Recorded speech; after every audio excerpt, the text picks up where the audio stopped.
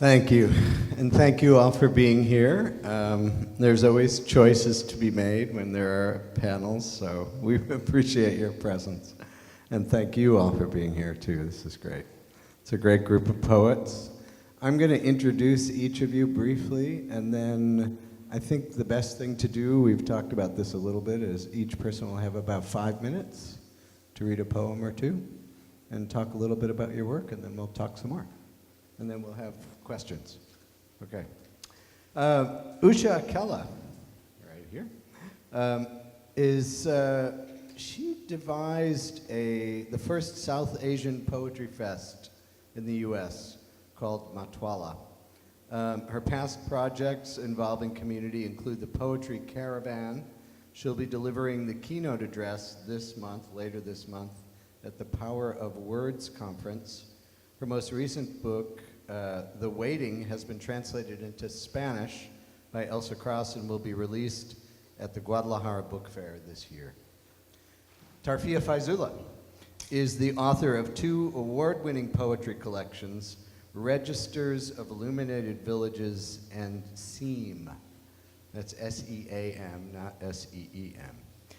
Her writing appears widely in magazines, periodicals, is translated into multiple languages, and has been displayed at the Smithsonian, the Rubin Museum of Art, and elsewhere. Tarfia is a 2019 United States Artist Fellow in Writing. Deborah D.E.E.P. Mouton. Deborah is a Houstonian. Yay. She's an internationally known writer, editor, educator, and the first Black Poet Laureate of Houston, Texas. Whoa. Ranked the number 2 best female performance poet in the world. Well, wait a minute. She is the author of Newsworthy and has penned a libretto for the Houston Grand Opera, which will debut in March 2020. And Makarand, Paranjape, we're very happy to have him here from India. He is currently director of the Indian Institute of Advanced Study in Shimla. He has been a professor of English at Delhi's Jawaharlal, thank you, Nehru University, for 18 of his 38 years as a university teacher. He's the author of some 20 books, including 6 collections of poems, starting with The Serene Flame. His latest is an Indo-Brazilian volume, Transit Passenger, published by the University of Sao Paulo Press in 2016. He's also published many academic papers, popular articles, and his latest books include Debating the Post-Condition in India, Cultural Practices, Politics in Modern India, The Death and Afterlife of Mahatma Gandhi. Well, our 4 poets. Welcome. Glad you're here. Usha, do you want to start us off with okay. Well, let's go in reverse alphabetical order. Let's start with that. All right. I'm just waiting to hear it. Yeah. Okay, Deborah, please. Thank you, my friend. I should have thrown it to you. You're the only one that someone didn't say. It's too late. It's too late now. Hello. How y'all? The collection Newsworthy, I'm just going to read a few pieces. I'm not going to give a lot of context. First time around the block. 1, 2, 3, 4, 5. Feet syncopate hopscotch under ripe street lights. Sun crawls down the backside of the mountain. We sand our hands in 4 squares on rubber balls. We bounce Sally Walker and a cool drink of Kool-Aid powder in sugared Ziploc till all parts of our mouths stained cherry rebel defiant. 6, 7, 8, 9, 10. Streets so alive in LA, don't nobody want the night to come, just want the day forever. Run like highway, turn ourselves invisible when mama calls. Don't take that ball all angry, the day done left you, boy. That street light not hot yet. Ignore the glow for the sting of pop rocks in our cheeks and big league tiring our chew. 10, 9, 8, 7, 6 this time. When mama calls, seems more ambulance in her throat, more flashing light in her eyes, More than just halogen flickering bulb on concrete. She says our names like they are blood moons on a clear sky that no one wants to see. Like a routine turned into red mouth outcry, a frenzy of our shadowy feet cockroaching from the asphalt towards our mother's arms, unaware. 5, 4, 3, 2, run. The unknowing left that night. We watched their feet turn Rodney soccer ball. Police no longer a place to run when lost. Police run longer or be a lost place. Colored lips gushing a bloody drink, more thirsty for the darkness than the sun, and we, a chalk outlined number, needing to be stomped.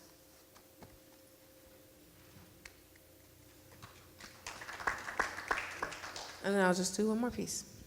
The time we shook to death.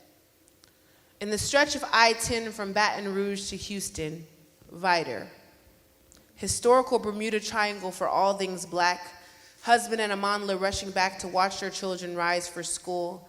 The lights flick on just past city limits. Trained now after Philando. Amanla knows the drill. Hands on dash, head bowed, window cracked just enough to be audible. Phone landscape to cover the widest terrain. Mothers are supposed to shield their children's eyes when their fathers expire before them. Her children are asleep in their own beds, but her hands itch to press their lids closed harder. She sees him laid before her, his last breath brushed across her cheek. The officer shines in on her hands, tells her all of that is not necessary. She says, yes, it is. She talks loud and clear for the transcript to come. He runs his hand across the butt of his gun, then disappears. She and her husband are two branches of the same road. She takes fear, he takes resolve. Asked her why she is so afraid. He has reconciled death as ordained with godly timing. She prays not to know God this way.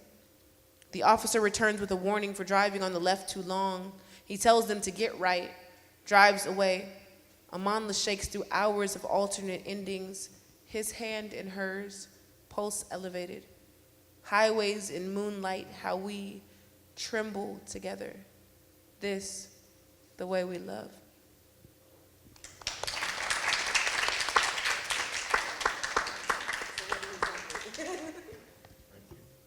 All right, it's self-selecting. Who's next? Thank you, Deborah.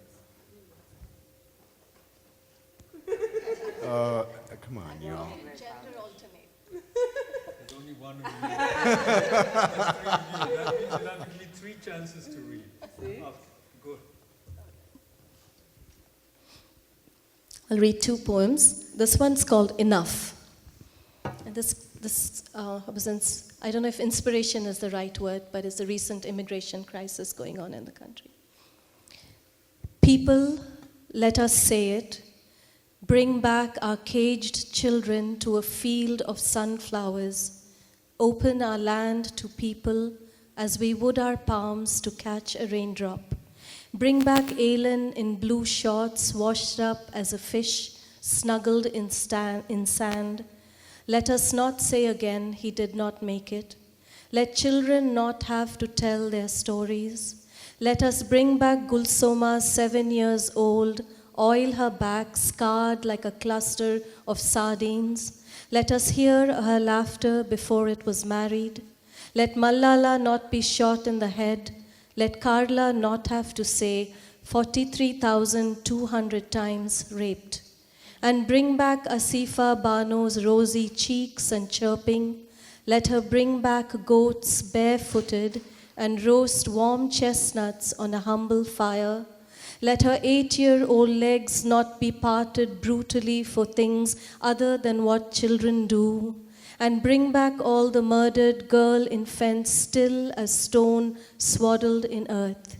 And the police, traffickers, abductors, mothers, fathers, sisters, brothers who kill, sell, abuse, rape, shoot their own, let us hang them as rotting fruit from trees. And people, we who know too much with our tentacles of knowing, like octopuses with many eyes, how much of knowing do we need before we say it?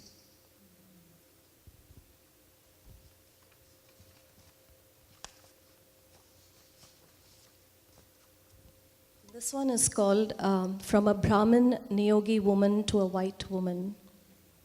I didn't dye my hair blue. I didn't say fuck you. I didn't become bisexual, bipolar, alcoholic, or metrosexual. I didn't try heroin, weed, or morphine.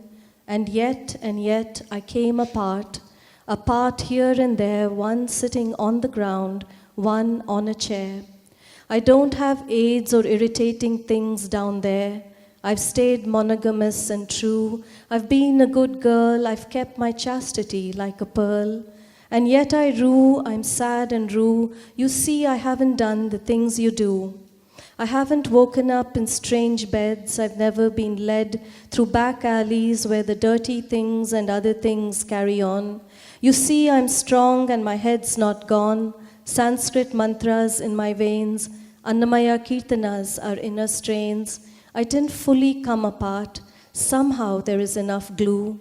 And yet I rue. I didn't fully come apart. I'm waiting for my cue to live my life like you. I haven't partied in the night. I haven't cursed the light. I haven't taken what's not mine. I know where to draw the line. The men I know I'm mine. I haven't waited tables. I'm always served. Stable, always stable. I've never fully come apart. Only a part here and there. And even though some parts keenly smart, I've never fully come apart. I watch your men trace your neckline, look into your eyes and dance. I watch your romance and wonder what it's like. His eyes on your lips, desire on your fingertips, your cleavages that you show, your ongoing tango, and wonder at you gays and lesbians and what is it you do, and how and who and what is true, and how you drop out of school, and you with husbands 1, 2, and 3, merry and so bloody free, and how you wed and divorce, drifting from the source, or so we think. Who is it that really sinks? I wonder about your lives across the line, different, so damn different from mine. You live it out and about with a scream and a shout, while I'll tell you this, a secret in my fist. I live it all in my skin, incongruous as a purple elephant on a pencil tip. I play charades within, with all my parts, and one aches more than the rest. It's my aching heart. I see how you somehow do it as you like, and I am safe I know, guided by theory of reap and sow. I keep myself pure as snow. I live in my suburb home, yellow stucco and stone, and the stones in my pockets grow. I stay within glass walls where duty and goodness call, tipsy on dharma, resisting booze, watching as they crack and break, watching Virginia Woolf inching to the ooze.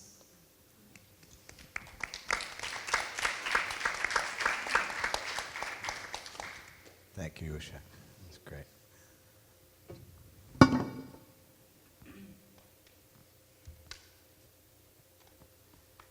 Hi, y'all. I grew up in Texas, and it's always nice to be back. My parents live in Dallas, and they couldn't be here this weekend, so I'm going to read a poem for each of them. This first poem is called Your Own Prom, and it is written affectionately but impertinently in the voice of my father. Your Own Pom. Oh, my daughter, once I was a poor boy folding peppers into my sarong to walk 3 miles to sell. But what can you tell me of sorrow, or of the courage it takes to buy a clock instead of a palm full of rice to go with the goat we can't afford to slaughter? Look at the lines Allah etched on your own palm. You have a big brain and a good heart. Still, you don't use either enough. Once, I walked through a war beside my brother, parallel to a gray river. Why do you care about the few damp bills I didn't give to our mother, or the clock I bought to take apart? Well, I left that country with a palm full of seeds I've thrown across this dry, hard Texas. Allah has blessed me with this vine that coils upward. I care so little for what others say. Ask your mother. That nose ring doesn't suit you, by the way. I disagree with that, but Once you were small enough to cradle. There was a coil in that clock made of metal. Oh, that something so small can matter. No, daughter, I don't need a glass of water. Look, this will grow into matir niche alu. In the spring, you see, its purple leaves will be the size of your own palm. In the village, there is a saying, Duniadari kochu patar pani. I don't know where the clock is or how much it's worth. There was not enough for kerosene. Why do you always ask what can't be answered?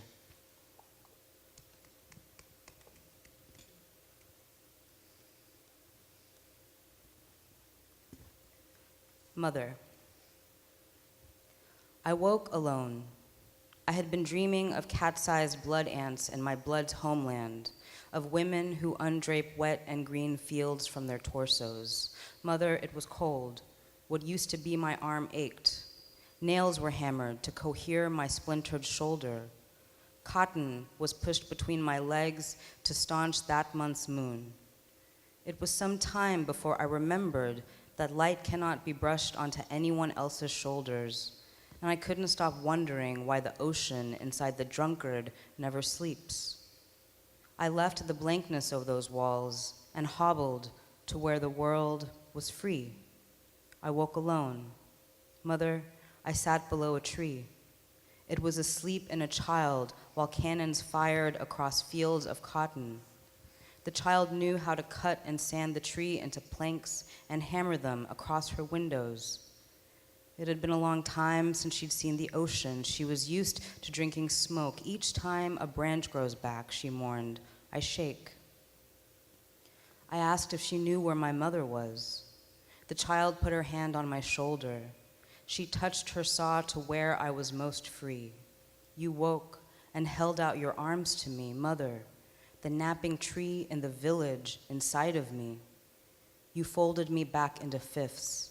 Lay me in my sweet acorn cradle. You wrapped my favorite blanket, a black leaf, around me. Thanks.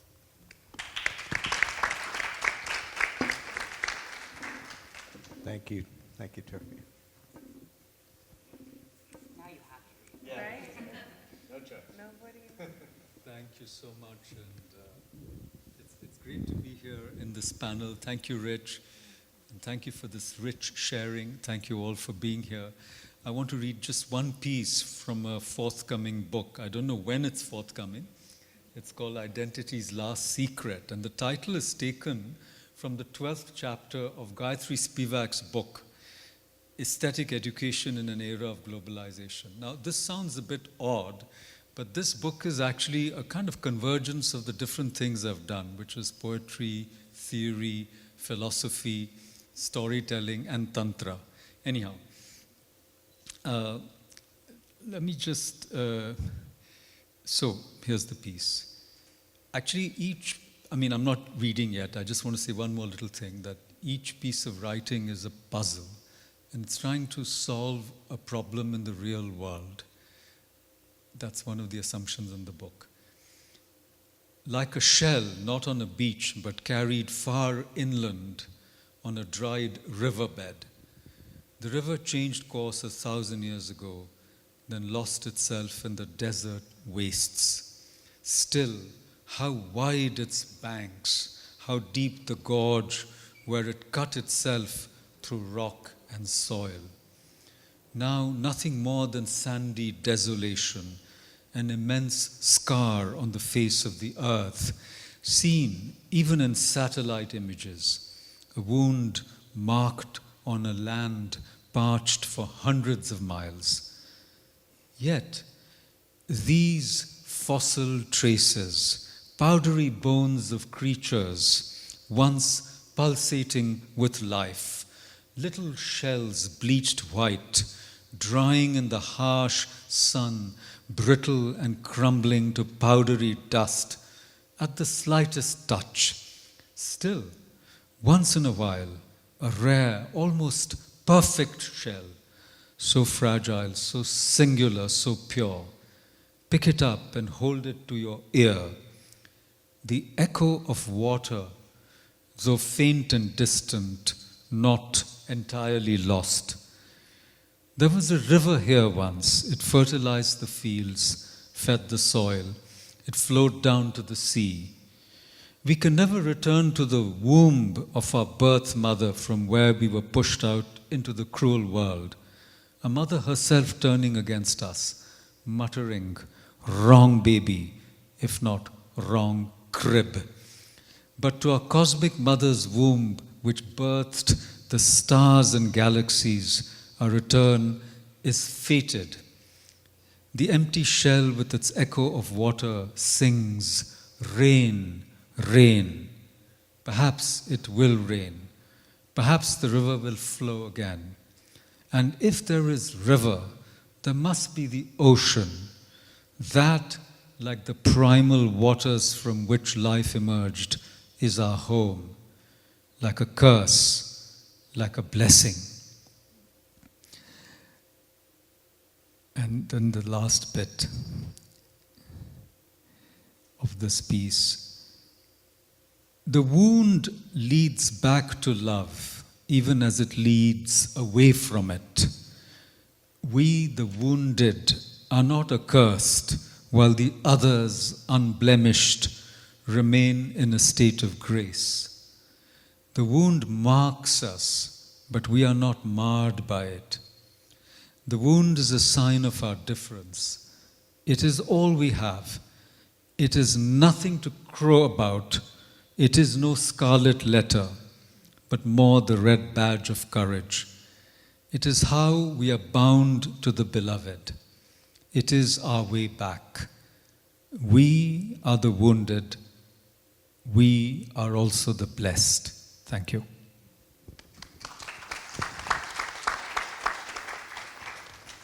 Thank you, Makarand.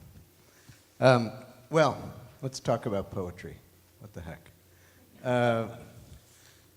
One thing that occurs to me in listening to the four of you is that you're all four very much engaged with the world, you know, and your work is not the work of somebody sitting off in a sequestered space.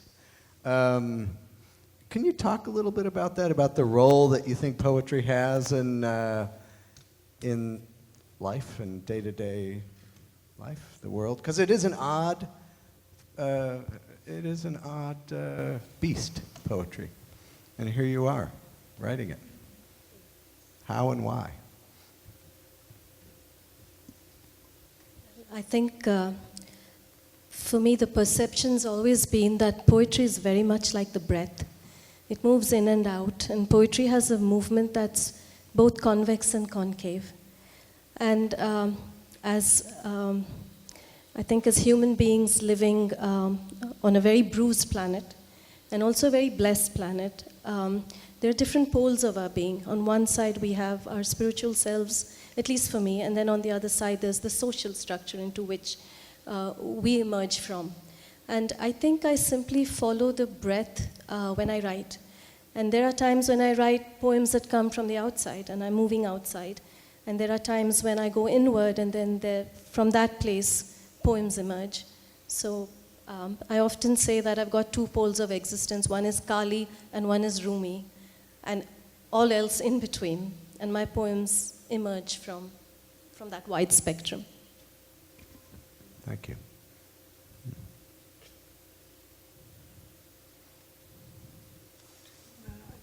You guys are way too deferential. It's fine. I'm the terrible peer pressure person. I'm just going to give in every time. I feel like for me, in thinking through, even like looking at a griot and the work of being able to capture history and to tell it over time, that poetry lived in that space too, right? Like, and that it's always been a thing that's been used to capture moments throughout time and to keep legacy and genealogy and all of those things have been poetic, right? And so I think that I agree with you that we're just continuing a work that's already started, right? I don't see it as being foreign. I think poetry that doesn't do that is a little bit more foreign than the poetry that does, right? I think like we almost have an obligation to be engaged and to see when other people refuse to turn their eyes towards it. And like that is the responsibility of being a poet. And so that's why the work tends to come out that way. Tarfia, what do you think? Why do you do this? I don't know. I was just thinking that I feel like poetry is the only successful long-term relationship I've ever had. And I think about breaking up with poetry all the time. I'm relieved to hear that, actually. Yeah, I Thank really you. am sort of just like, I'm done with you, poetry. And then I find out something about poetry that I didn't know before, or I remember something about poetry that I loved. And then I'm sort of like, okay, poetry, your subscription has been renewed, it's fine. But I think, my corny metaphor aside, I feel like it's just always been there. And I think, you know, when I was a little kid, I was one of those nerdy, shy kids who would rather be in my own imagination or in my notebooks or in my books than interacting with actual humans. I interact with humans now, sometimes. But I think it's still the way that I make sense of the world. It's still the way that I think I process not just my reality, but others. And I also think that one of the things I love most about poetry, one of the reasons why I think it's everywhere, you can't get away from poetry once you know, it's just like, even if you want to. I think it's because it's such a radical art form. I think it's available to the illiterate. I think it starts as, I think it's essentially democratic. I think it's, you know, it began as an oral form, and I just think that it just continues to be this really exciting, scary thing that for some reason I keep sticking around to do. The relationship continues. Yeah, for better or worse. For better. Yeah, Rich, you know, I mean, this has been a question, and Auden said poetry makes nothing happen. And you see, we really notice how fiction and other things sell, and poets lead a very lonely, rather impoverished existence in a sense. And, you know, see, the book is trying to grapple with it. And I came across this phrase, this line somewhere, which I think is very moving, which says that language was designed to hide feelings, you know.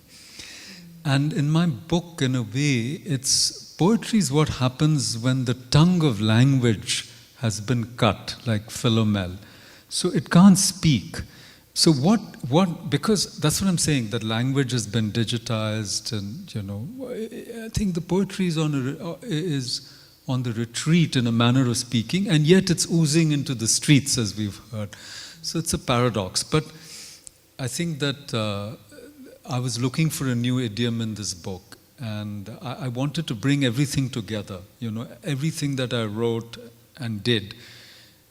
I don't know if it's going to succeed, but one aspiration is that it's a kind of combination of genres and forms that are needed to address the complex reality of the world that we live in. I don't know if that makes sense. Yeah, I wonder, one thing that occurs to me in listening to all of your work is the relationship between language and music, because poetry exists at that sort of weird cross-section. Also, the way I've seen some of your work on the page, you know, I think all of your work on the page, and poetry has a certain kind of architecture, too. You know, we think of it on the page in a certain way. We design it on the page so that kind of visualizes the music almost. I mean, what do you all think of that? Because I'm kind of for me personally, that's one of the things that I love about poetry, is it's not the speech of daily life, it's not the speech of academic writing, it's not the speech of, you know, it's its own speech. I completely agree with you, Rich. My childhood, as a lot of us, we grew up in India. We grew up in a very oral culture.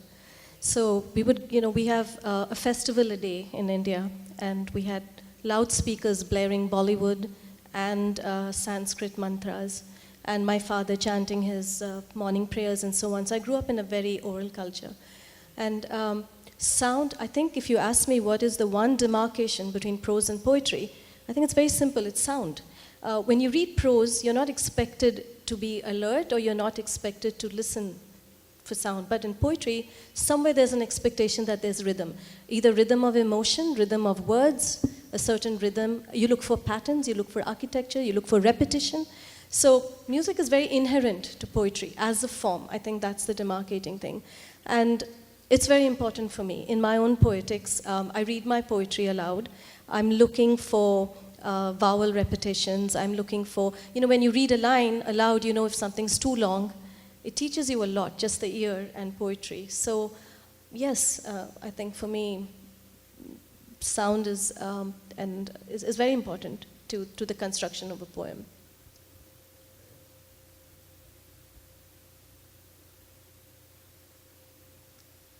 Okay. I saw the 5-minute warning, so I'm going to just jump from there to another question. Influences. Who are some of your great influences? Don't have to be other poets. Could be musicians, visual artists. I'll say random things. I would say, poetry.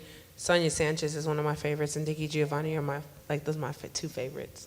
But I'm also really intrigued by Charlie Chaplin, right? I'm wildly intrigued by this world where speech doesn't exist, and what it when it does, then what is its importance, right? Especially his film where he speaks, which threw me crazy when I started really listening. I'm also wildly fascinated with filmmakers, so Jordan Peele and Ava DuVernay are people who I'm absolutely in love with, and I love the ability to tell narrative, which is something I think that poetry still does. I think, where it differs from prose, there's definitely differences, but I think that the ability to tell a story, even if it's in the moment, is still something that, at least in my work, I intentionally try to do. And so I think that for a lot of us, it's about, or at least for me, the artists that I'm drawn to are ones that know how to tell a really great story. And that can take a lot of different shapes, but I'm intrigued with people's stories.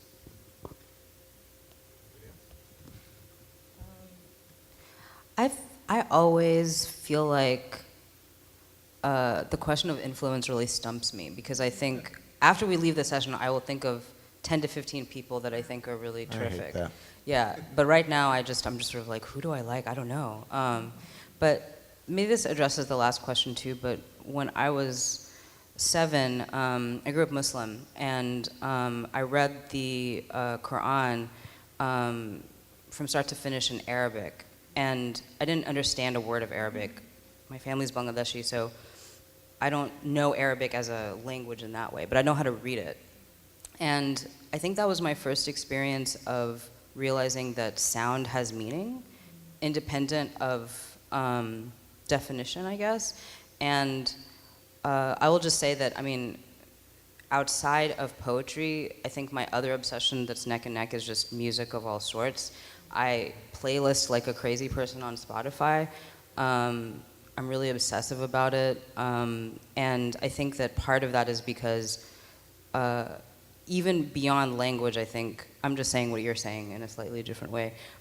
Even beyond language is, I think, all of that. And I guess I will just say too that I just think that there is nothing outside of the perspective of a poet that's not up for grabs. I think the really cool thing about being a poet is you can be I'm really obsessed with Charlie Chaplin, let me turn that into poetry. And if any of y'all attended the Black Hole session this morning, I spent most of my time thinking about how much poetry physics is. So I think in terms of recent stuff, I think just thinking about the black holes, I was like, damn, mind blown emoji. What would we do without metaphor, right? Yeah. I guess I should say I resonate to all of this, because it's all about the vibration, which it doesn't have to mean anything in a way. And one of the people that I've read quite a bit in a way I've been influenced by is Sri Aurobindo, who says that poetry is going to go back to the idea of the mantra, no matter which language it's written in, because that's the only way to save the word, which has been inundated. And all of the 20th century, people were obsessed, if you think about Lucky's speech, as it were, in Waiting for Godot, it's a scream, and the gibberish and the limits to language and meaning. And Blanchot and all these people talking about aphasia, and in the end it comes down to going beyond just the words, but So when we speak, we are not really listening to each other in a manner of speaking. We're just responding to a kind of inner vibration, and you can immediately get what the person is. You don't have to possibly even know that language that she or he speaks in. Lovely. Thank you. Well, he showed me the time is up sign. But let's just say 2 questions real quick, if there are 2. Do we have a mic? Can we do it? Let's just do it. Just 2. No mic? Okay. Just yell it out. I noticed all of your, in your works, don't have a traditional rhyming pattern or, so what do each one of you feel about the traditional rhyming patterns, what we learned in school, let's say? Well, I think The second poem of yours had quite a bit. Yes. We all play with that. yeah. Every now and then. Yeah, I think that's well put. We all, I think, are aware of the sounds, and there are half rhymes, and there is a metrical pattern. In fact, even when you speak, it's going to end up being iams. A lot of it will be da-da-da-da. That's how the English language is, at least. But I hear South Asians, we speak in trochees. I was told that, yeah. We completely inverse the stresses.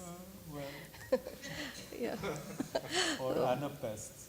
Sarojini Naidu composed in anapests. Okay, this is symmetrical talk. Yeah.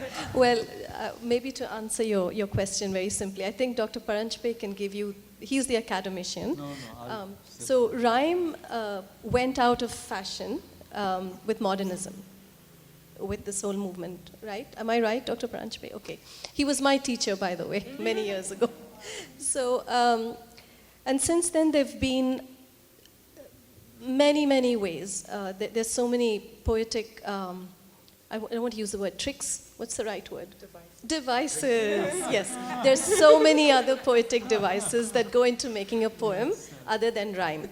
And when I talk about music, there are other ways to use sound. And you can do it through consonantal echoes, which is taking vowel and consonant sounds. And you can kind of irregularly pattern them and mirror them. So poets, we do work with sound, but the way we do it may not be very obvious, so very straightforward. I would also say I think the reason why you're taught that way is because everyone has to start somewhere, right? And so in thinking of the easiest language is kind of like what rhymes, what sounds alike, where are the similarities. And then from there, I think as you build and grow, you begin to branch out from that, right? But that's a kind of a starting place for people. Also, poets love to break rules. Correct. Rules are made Yeah. to be broken. That's what I was gonna say. Is I was sort of like, I just like to not do the thing I'm supposed to do. I like being disobedient, and I also think that, but I also think that there's a logic to incorporating some music and some rhyme and some rhythm, but resisting it because I think there's something about dissonance that I think is really true to life. I think trying to make, at its worst, I think maybe poetry, that's really rhyming or really musical sounds sing-songy. It doesn't sound necessarily, maybe it sounds very symmetrical, but it doesn't necessarily give you that it doesn't give you that feeling, So I think there's something about not just breaking the rules to break them, but understanding that when you're breaking them, you're doing that in a way to break reality in some ways. So since you like rhymes, I can say it's all about mending and bending. That was Last a rhyme. question? That was a rhyme. What was that? I said that was a rhyme. That's what I said. She likes them, so I put it in that form. Bend and bend. Sure. Sure. So I could see some influences in all this too, all the poems that you guys came up with, there at least read out loud. One of the things that touched me, Deborah, was the one on Wider, and primarily because I've been working close to that area for a lot of my career, and so can you just share some of the background on that? Sure. Vider's scary for Black people. I mean, it's like at its very base, right? Is that when I moved to Texas, my mom is from Alabama, and she was always like, "Babe, you're going to the South," right? And that statement meant a whole lot of things. And when I got here, I decided I was going to take a road trip to Atlanta, And I remember a friend of mine sitting me down and saying, like, here's all the places that you're not allowed to stop. And she was like, let's be really clear. Like, you fill up here, you drive to here. You don't stop. You don't get out your car. Like, you keep your head forward, keep your speed limit right, and you drive. And one of those first places was Vida, right? It's kind of the idea, you fill up in Beaumont and you drive into Baton Rouge and you don't stop in between. Because places like Lynchburg are real, right? And so I think for us, in thinking about space also is what spaces are accessible, what spaces are inaccessible for reasons beyond what we think in the everyday. You know, I often say I want someone to create a trip advisory for like Black people because we can't go everywhere, right? And I think that goes for a lot of cultures. It's not just being Black, right? But that there's these ways that we know where safety lives and doesn't live for us. And so for me, that can be encompassed in place. And I think that that's why that resonated in that specific place so much. Yeah. It's the birthplace of the KKK. Yeah. Yeah. Anyway, thank you. There's that. Thank you all very much. Thank you, Rich. Usha, Tarfia, Deborah.